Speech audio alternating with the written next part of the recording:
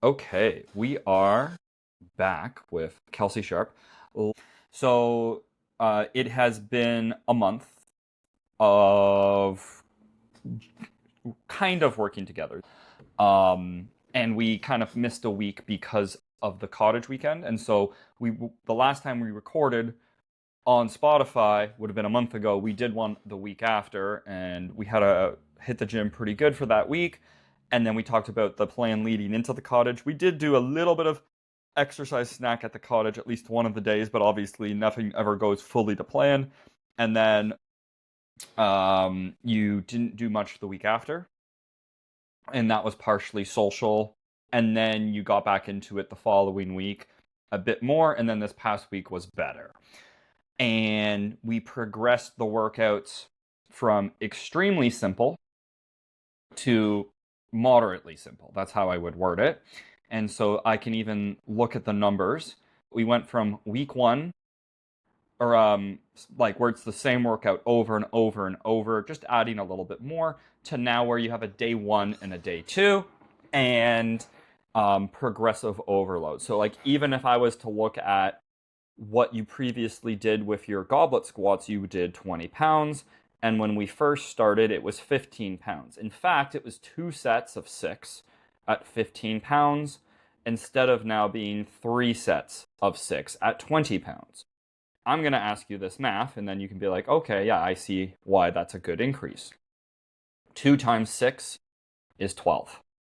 12 times 15, what's that? Oh, that one's big. 120 plus 30, 156. 12 times 15,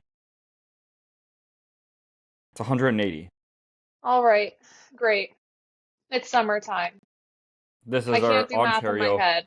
This is our Ontario math teacher. I'm just teasing. Great I'm just chat. See you teasing. later.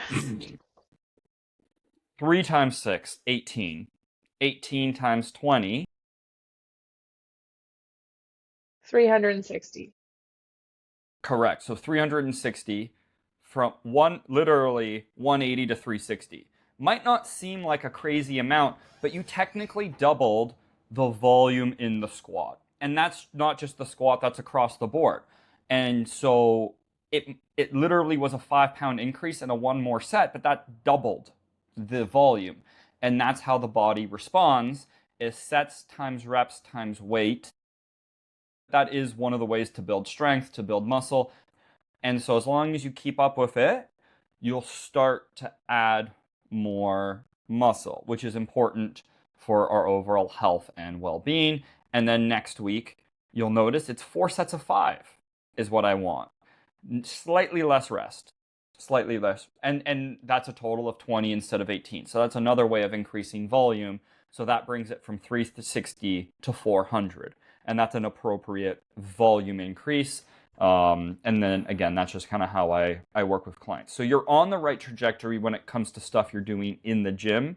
I know it's being consistent because you're a teacher and it's summertime and you have a social life. So I know that's one of the things that has been slightly tricky. Looking at the numbers really feels crazy because it doesn't feel like that much of a change. Um, I, I, referring back to the day one versus day two, I did like starting it with a simple program because then on days that I still went to the gym but didn't feel like doing it, I had a couple of things like I could have thrown in an exercise or two rather than doing the whole day. But then I liked when we switched to day one, day two, because it still gave me the flexibility that I did day one, day two, and on the third day I went to the gym, I just did something easier or something from the original program instead. So I liked that we also changed day one and day two to exclude some of the things that we've been doing, like the bicep curls and the skull crushers with the triceps. So those are some things that I do if I'm at the gym, but I'm not following one of the days. Um, and it's just nicer to have that kind of flexibility or like a kind of a plan on what I'm doing so that I don't get bored. Consistency is the one thing that I'm still trying to work on, but you're right, it's just because the days get busy. I'm trying to fit in family and friends and traveling to little towns when I can. And then extra walks with the dog. So even on days that I don't go to the gym, I make sure I'm hitting like the hour and a half mark at least for walks with the dog. So I'm still getting that physical activity, but then I definitely feel it on the next day.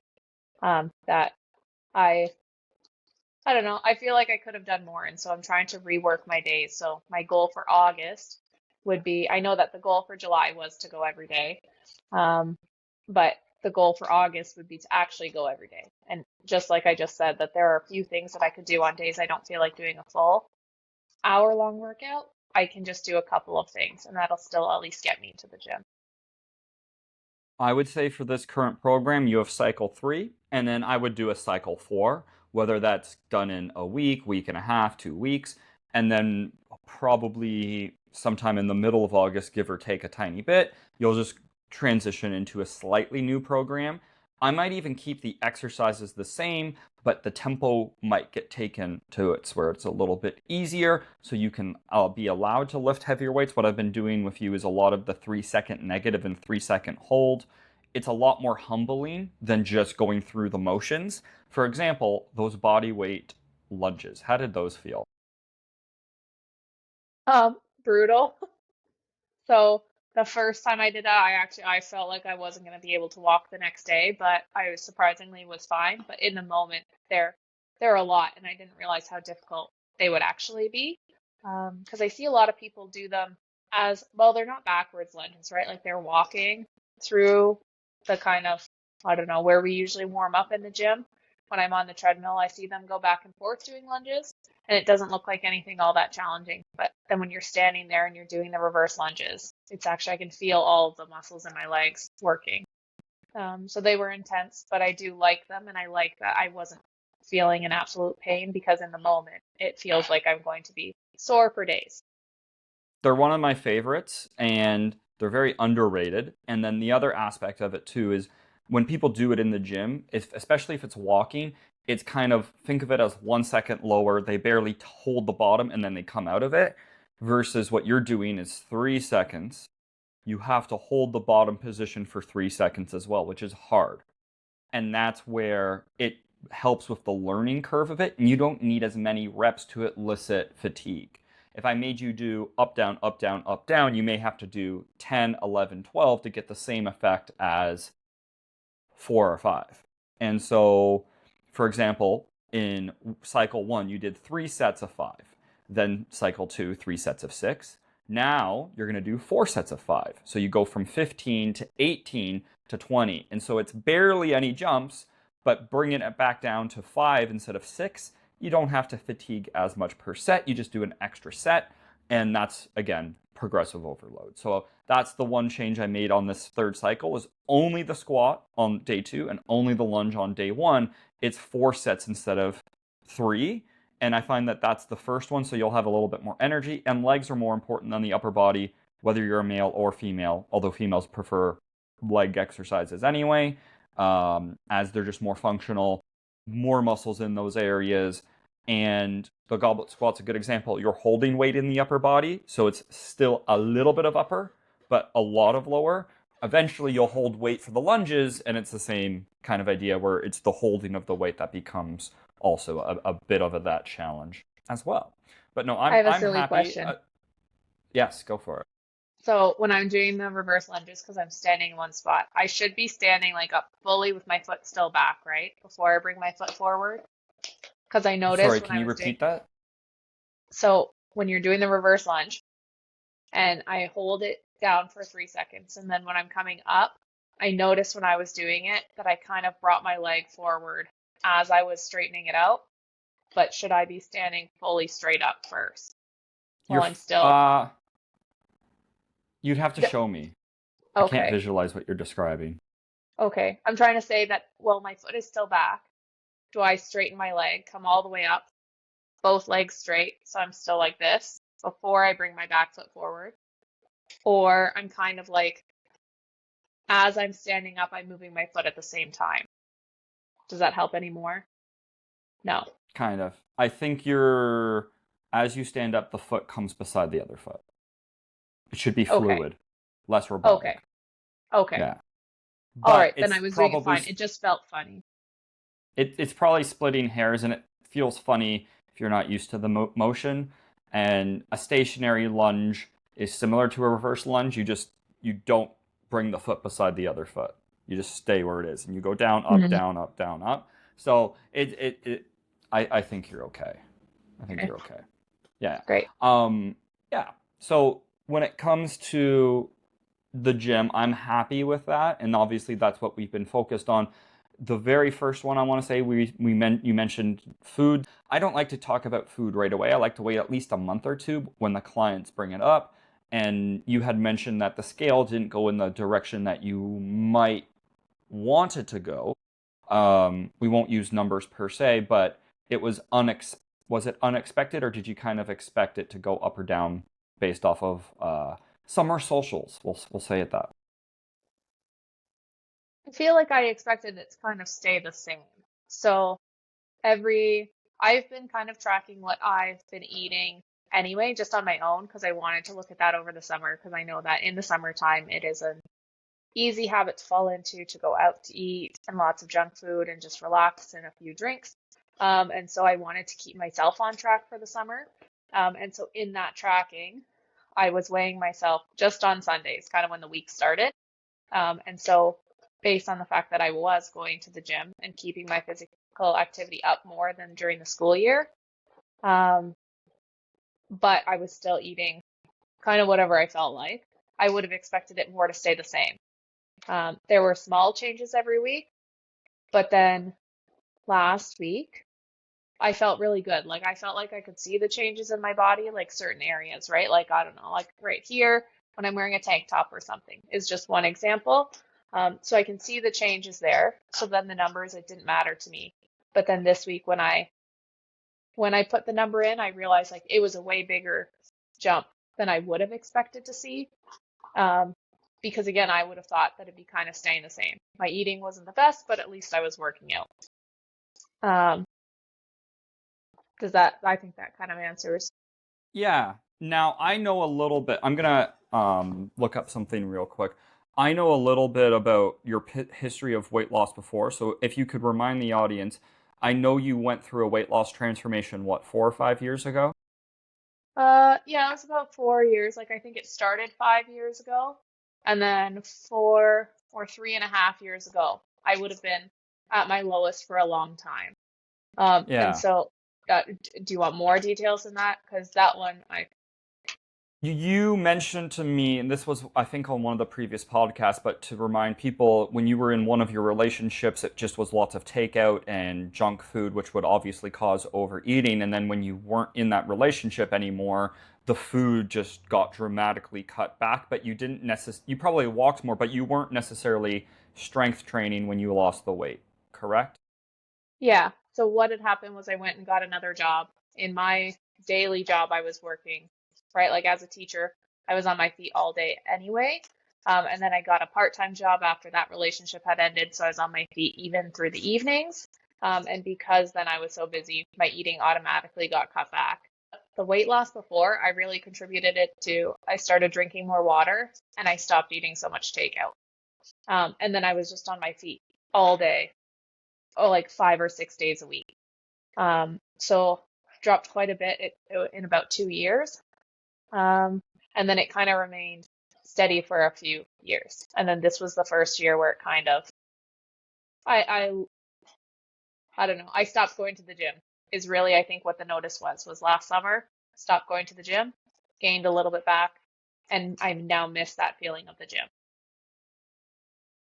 So the reason I'm bringing that up, if you remember how much me and you eat differently. You would say I eat a lot, right? Yes, yes. I have a hard time gaining weight. Sounds weird, right? Mm-hmm.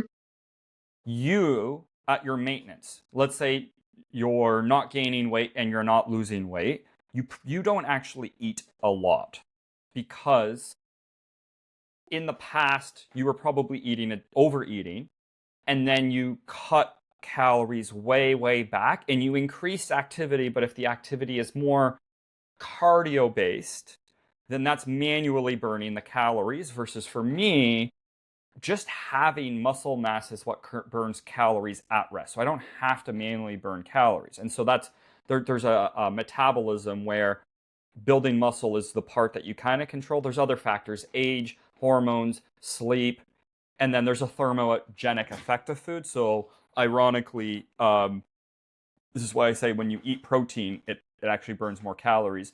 100 calories of extra protein is actually only 70 calories because it takes 30 calories to digest it. 100 calories of, let's say, carb nets like 95 calories.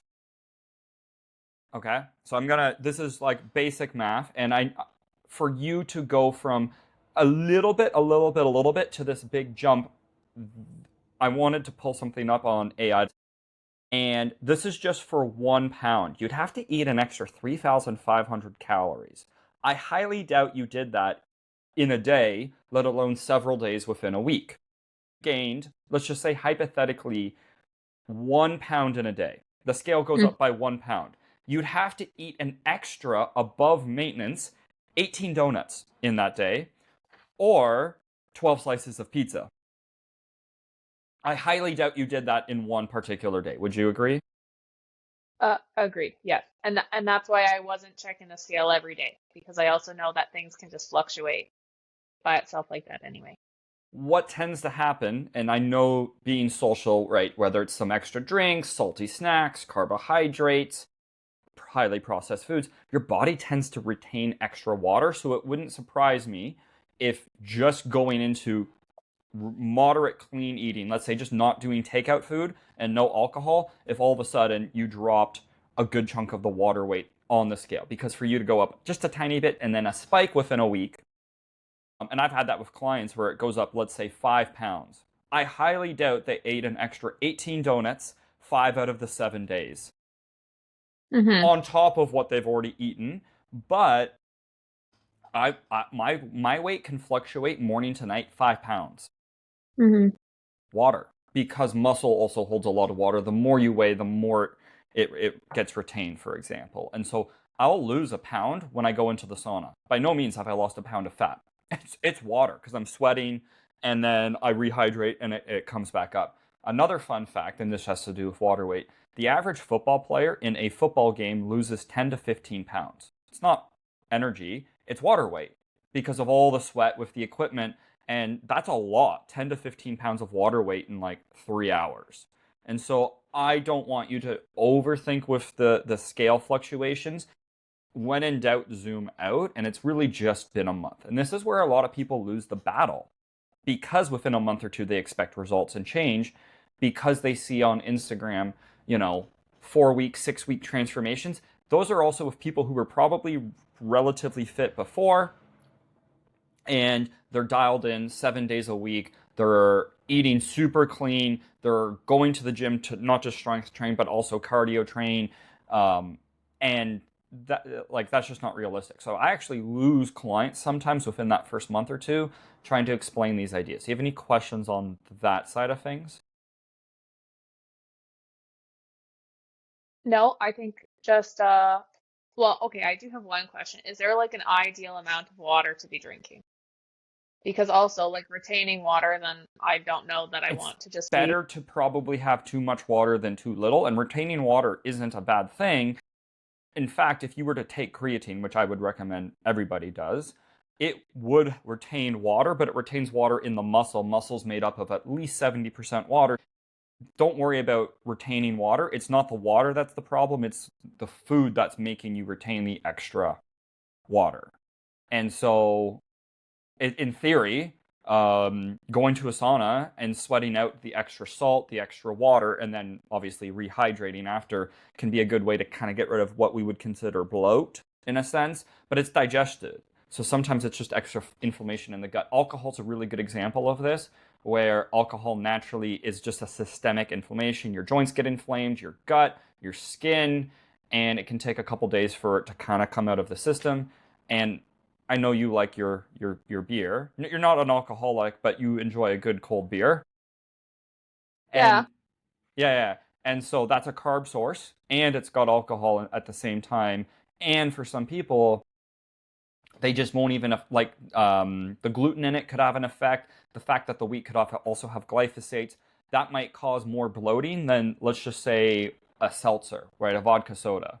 And so that's also where in the fitness space, like a vodka soda, literally just that alone might not result with the same bloaty feeling. And all of our guy friends, you would agree too, like Rob, Chris, Deepak, they've kind of switched from tons of beer. They start to do more vodka sodas, and it's all, yeah, I feel better when I'm doing that. Like it obviously highly sugar things and all that other fun stuff. I like to think of the Chuck's nights when we all go out to Chuck's. It's like a pound of wings and all of those salty appetizers, and then you throw in a beer or two.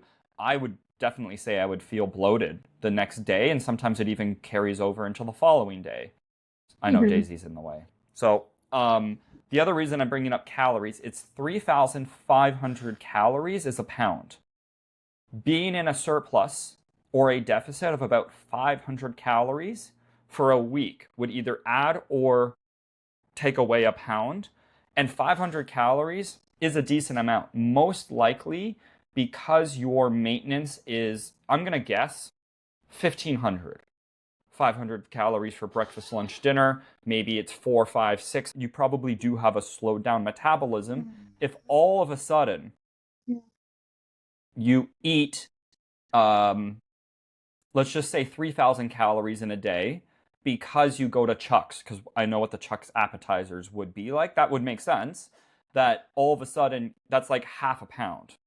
And if that, for someone like you, that would be an increase. For someone like me, because my metabolism's so high, it actually still might be maintenance on a day like that, right? And so that's where it's advantageous to have that extra muscle. It's an insurance policy overeating. And when people originally lose weight, which probably happened to you 4 years ago, if you didn't strength train, I know you lost a lot of weight. You probably lost muscle. And I don't Hmm. think you've gained a lot of it back. And muscle keeps the metabolism high. And so this results to some people in yo-yo dieting, where they binge restrict over the course of a couple months on, couple months off, couple months on, couple months off, and their metabolism only gets lower every time they binge and restrict, yo-yo diet, and it feels harder to get the fat off. The other aspect of that too is having excess fat cells at one point in your life primes the body to store fat easier once again when you overeat. I don't know if you knew this, but fat cells can only get so big and then they divide. When you lose fat, you don't lose a cell, they just get smaller. So instead of having one medium fat cell, you have two small ones. Hmm. Instead of going from large to medium, you go from like medium large to small. But that just means that you have more capability to store body fat because the body's an adaptation machine. It thinks feast, famine, feast, famine. It's only now that of the last, what, 80, 90 years, we've had an abundance of food. But for most of human history, it was actually advantageous to be able to store body fat at a quick rate. And then it's your energy storage. So I don't want you to overthink that. I just think that not a lot of people know that there is a science and a process to it. And I'm not necessarily explaining it to you, but I'm explaining it to the person who's listening who might feel similar, like, oh, I gained 5, 10 pounds in a week. What the fuck? I didn't eat that much. And it's probably more on the water side of things, but it is true that if your metabolism's slow, which is most people when they've gained and lost weight at not an extreme amount, but like a significant amount where it's a visual transformation, there's a good chance that their metabolism shot. And before losing weight, you have to build muscle. And your goal isn't inherently to lose weight, it's just to get back into shape. I just know that that's a side effect that you would be curious on where the weight would go.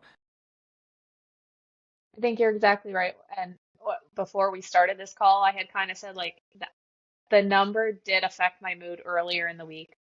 Um, but I also recognize why the number would have changed, but it was also not my goal, right? And even on this call, I said that I started to notice changes in my body. So I know that it's not entirely that it's reversing. It's just that it's in the process of change.